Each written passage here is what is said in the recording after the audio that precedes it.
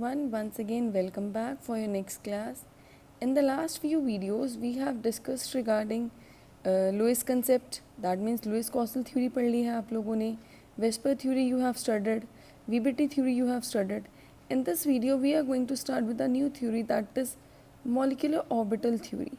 देखिए ये थ्योरी क्या कहती है, ये थ्योरी कहती है कि जब एटॉमिक ऑर्बिटल्स ओवरलैप करते हैं तो ओवरलैपिंग के रिजल्ट में वो आपको क्या देते हैं, molecular orbitals. That means atomic orbitals combine होंगे तो क्या बनेंगे, मॉलिक्यूलर ऑर्बिटल्स. जो आपके मॉलिक्यूलर ऑर्बिटल्स हैं उनको हम कैसे रिप्रेजेंट करते हैं, सिग्मा, पाई, डेल्टा, ओमेगा, इनसे रिप्रेजेंट किए जाते हैं. Third point is very important. देखिए इस पॉइंट में क्या कहा जा रहा है कि जितने आपके एटॉमिक ऑर्बिटल्स कंबाइन करेंगे उतने ही मॉलिक्यूलर ऑर्बिटल्स फॉर्म होंगे. फॉर एन एग्जांपल कि अगर दो एटॉमिक ऑर्बिटल्स ओवरलैप कर रहे हैं तो आपके मॉलिक्यूलर ऑर्बिटल की फॉर्मेशन कितने नंबर ऑफ मॉलिक्यूलर ऑर्बिटल्स बनेंगे, 2. अगर हमारे पास 6 एटॉमिक ऑर्बिटल्स ओवरलैप कर रहे हैं तो हमारे पास मॉलिक्यूलर ऑर्बिटल भी कितने बनेंगे, 6. ठीक है जी. तो दैट मीन जितने number of atomic orbitals combine करेंगे मॉलिक्यूलर ऑर्बिटल का नंबर भी उतना ही होगा. Next, molecular orbitals are formed by LCAO. LCA stands for linear combination of atomic orbitals. ठीक है, जब मॉलिक्यूलर ऑर्बिटल्स बनते हैं वो कैसे बनते हैं, लीनियर कॉम्बिनेशन से. लेकिन वन थिंग इज मस्ट कि जब ये कॉम्बिनेशन होगा, the thing which we have to keep in mind is कि उनकी जो एनर्जी है वो कंपेरेबल होनी चाहिए, सिमेट्री प्रॉपर होनी चाहिए, दैट मीन्स ओरिएंटेशन प्रॉपर होनी चाहिए. ठीक है जी. जो एटॉमिक ऑर्बिटल होता है that is monocentric. Monocentric means वो एक ही न्यूक्लियस से सराउंडेड होता है. मॉलिक्यूलर ऑर्बिटल का क्या मतलब है, वो पॉलीसेंट्रिक क्यों है. देखिए अगर आपके मॉलिक्यूल में 2 एटम्स इन्वॉल्व हुए हैं तो वो डाइसेंट्रिक हो जाएगा. 3 एटम्स इन्वॉल्व हुए हैं, ट्राइसेंट्रिक. इसी तरह नंबर ऑफ एटम्स अगर इन्वॉल्व हो रहे हैं तो इसका मतलब ये कि number of nuclear, group of nuclear are involve. That's why जो मॉलिक्यूलर ऑर्बिटल है दैट इज़ पॉलीसेंट्रिक. ठीक है जी. जो मॉलिक्यूलर ऑर्बिटल है वो 2 टाइप का है, bonding molecular orbital and anti bonding molecular orbital. ठीक है, कहने का मतलब क्या है कि जब हमने यहाँ स्टडी किया था कि जो एटॉमिक ऑर्बिटल्स ओवरलैप करते हैं, जितने एटॉमिक ऑर्बिटल्स ओवरलैप करेंगे उतने ही मॉलिक्यूलर ऑर्बिटल बनेंगे. तो जैसे हमने एग्जाम्पल लिया था कि 2 एटॉमिक ऑर्बिटल्स अगर ओवरलैप कर रहे हैं तो मॉलिक्यूलर ऑर्बिटल्स कितने बन रहे हैं, 2. ठीक है जी. तो एक बनेगा लोअर एनर्जी का, एक बनेगा हायर एनर्जी का. तो उनमें से एक बनेगा बॉन्डिंग मॉलिक्यूलर ऑर्बिटल और एक बनेगा एंटी बॉन्डिंग मॉलिक्यूलर ऑर्बिटल. ठीक है जी. नेक्स्ट देखिए, bonding molecular orbital has lower energy and it is more stable. अगर हम दोनों को कंपेयर करें तो बॉन्डिंग मॉलिक्यूलर ऑर्बिटल की एनर्जी लोअर देखी गई है और जिसकी एनर्जी कम होती है that is always more stable. Anti bonding molecular orbital की जो एनर्जी है वो कैसी देखी गई है, हायर. इस वजह से वो क्या है, लेस स्टेबल. ठीक है जी. ये तो था general description regarding molecular orbitals. अब देखते हैं ये मॉलिक्यूलर ऑर्बिटल्स बनते कैसे हैं. अभी हमने एक पॉइंट पढ़ा था कि जो मॉलिक्यूलर ऑर्बिटल्स हैं they are form by linear combination of atomic orbitals. Atomic orbitals के लीनियर कॉम्बिनेशंस. देखिए जैसे कि चैप्टर 2 में स्कॉन्जियर वेव इक्वेशन में आप लोगों ने पढ़ा है, स्कॉन्जियर ने कहा था कि जो इलेक्ट्रॉन है दैट इज़ अ वेव. ठीक है, पहले भी साइंटिस्ट ने कुछ कहा था, लेकिन जो वेव इक्वेशन है वो किसने दी कि स्कॉन्जियर ने. स्कॉन्जियर ने कहा कि जो इलेक्ट्रॉन्स हैं दे आर द वेव्स. ठीक है, वो वेव्स की फॉर्म में. तो इसी तरह जो एटॉमिक ऑर्बिटल्स है वो भी क्या हैं, वेव्स हैं. ठीक है, तो कॉम्बिनेशन कैसे हुआ, उन्होंने क्या किया, एटॉमिक ऑर्बिटल्स को क्या कंसीडर कर लिया, वेव फंक्शन कंसीडर कर लिया. एटॉमिक ऑर्बिटल्स को क्या कंसीडर किया गया, वेव फंक्शंस कंसीडर किया गया. ठीक है, अब अगर इन वेव फंक्शन का एडिशन हो रहा है, ठीक है जी, तो क्या बनेगा, बॉन्डिंग मॉलिक्यूलर ऑर्बिटल. अगर इन वेव फंक्शंस का सब्ट्रैक्शन हो रहा है तो it will form anti bonding molecular orbital.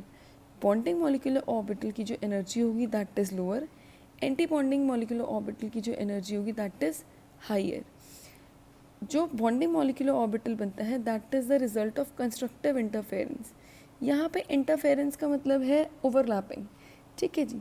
ये वेव फंक्शंस आपस में ओवरलैप करते हैं, ऐड अप हो रहे हैं, तो उसके रिजल्ट में आपको क्या मिल रहा है, बॉन्डिंग मॉलिक्यूलर ऑर्बिटल. और जब सब्ट्रैक्शन कर रहे हैं तो दैट मीन्स डिस्ट्रक्टिव इंटरफेरेंस, तो they are forming anti bonding molecular orbital.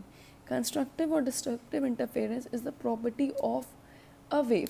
अगर कोई चीज़ वेव है तो वो कंस्ट्रक्टिव इंटरफेरेंस और डिस्ट्रक्टिव इंटरफेरेंस की प्रॉपर्टी को शो करेगा. और तभी ये चीज़ शो कर रहे हैं. क्यों?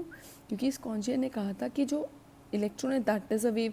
अगर इलेक्ट्रॉन वेव है तो उनके एटॉमिक ऑर्बिटल्स को भी क्या कंसीडर किया गया? वेव्स. ठीक है जी.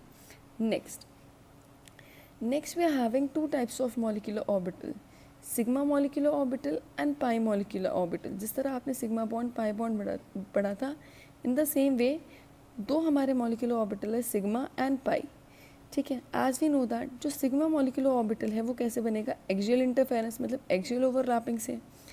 पाई बॉन्ड कैसे बनेगा? साइडवेज ओवरलैपिंग से या साइडवेज इंटरफेरेंस से.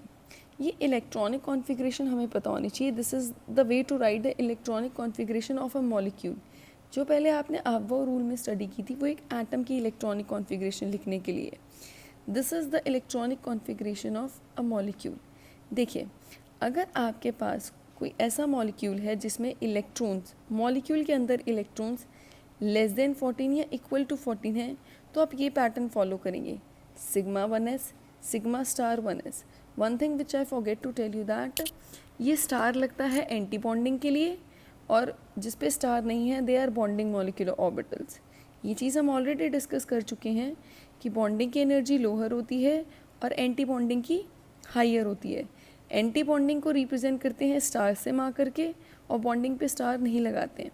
तो चलिए, लेस देन और इक्वल टू 14 इलेक्ट्रॉन सिस्टम के लिए क्या होगी? Sigma 1s, sigma star 1s, sigma 2s, sigma star 2s, pi 2px, pi 2py, sigma 2pz, pi star 2px, pi star 2py and sigma star 2pz. ठीक है. Difference क्या है? ये देखिए 14 और 16 वाले में दिस इज़ द डिफरेंस. यहाँ पे देखिए पाई 2px, pi 2py and this is sigma 2pz. यहाँ पे डिफरेंस सिर्फ इतना है, ये सिग्मा 2pz पहले आता है, इसकी एनर्जी इससे लोअर हो जाती है. ठीक है जी. This is the difference which you have to keep in mind while writing the electronic configuration. चलिए, सम अदर थिंग्स, जब हम वो एनर्जी लेवल डायग्राम्स या मॉलिक्यूलर ऑर्बिटल्स बनाएंगे तो ये चीज़ें हमें निकालनी पड़ेंगी. एक तो इलेक्ट्रॉनिक कॉन्फ़िगरेशन. सेकंड, अगर हमारे पास number of electrons bonding molecular orbital में एंटी बॉन्डिंग से ज़्यादा होंगे, NB stands for number of electrons in bonding molecular orbital and NA stands for number of electrons in anti bonding. अगर bonding में electrons anti bonding से ज़्यादा है तो मॉलिक्यूल स्टेबल होगा. अगर एंटी बॉन्डिंग में बॉन्डिंग से ज़्यादा है तो मॉलिक्यूल अनस्टेबल होगा. अगर दोनों इक्वल हुए then also the condition is unstable. That means हमारे पास एक ही कंडीशन में मॉलिक्यूल स्टेबल है अगर बॉन्डिंग में इलेक्ट्रॉन्स एंटी बॉन्डिंग से ज़्यादा हुए. Second thing which we have to calculate is bond order. Bond order का फॉर्मूला है हाफ NB माइनस NA. मतलब आपको हाफ कर देना है ये फॉर्मूला यूज़ करके. मैग्नेटिक नेचर, दो तरह की मैग्नेटिक नेचर देखने को मिलेगी, डायमैग्नेटिक, पैरामैग्नेटिक. अगर सारे तो इलेक्ट्रॉन पेयर्ड हुए, दैट मीन्स सारे बॉक्सेस में दो दो इलेक्ट्रॉन्स हैं, सब ऑर्बिटल्स पेयर्ड हैं, कम्प्लीटली फिल्ड हैं, तो वो डायमैग्नेटिक. अगर हमारे पास एक भी अनपेयर्ड इलेक्ट्रॉन होता है तो वो पैरामैग्नेटिक. हाँ, ये चीज़ ज़रूर है कि जितने ज़्यादा अनपेयर्ड इलेक्ट्रॉन होंगे उतना ज़्यादा पैरामैग्नेटिक नेचर होगा मॉलिक्यूल का. ठीक है जी. So this was the overall description regarding molecular orbital theory. In the next video, we will start with the energy level diagrams और molecular orbital diagrams, जिसमें हम ये सीखेंगे कि molecules की formation कैसे take place करती है. Till then, thank you so much. Keep studying.